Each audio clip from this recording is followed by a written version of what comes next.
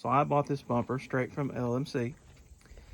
And one of the things that I immediately noticed when I got it out of the box was that the back edge of the bumper was higher in the middle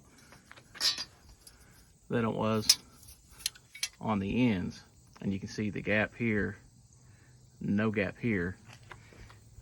And it's the exact same over here on this side.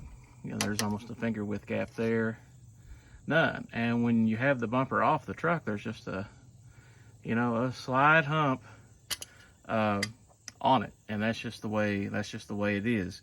This is the second one of these bumpers that I've bought.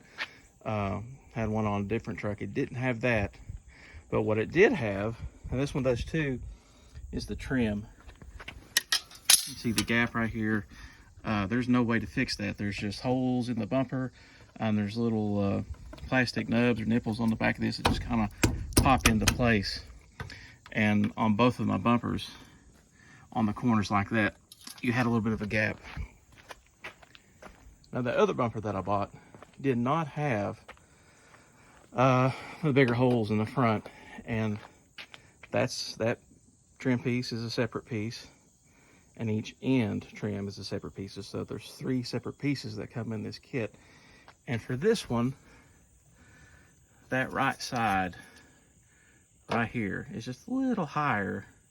It's like it goes uphill a little bit there. You know, it's pretty slight, but I'm kind of OCD. So, but that's it. Overall, it looks better than the faded, rusty XL gray bumper that was on it. But if you're looking to buy an LMC bumper, that's the kinds of things you can run into. Thanks a lot for watching.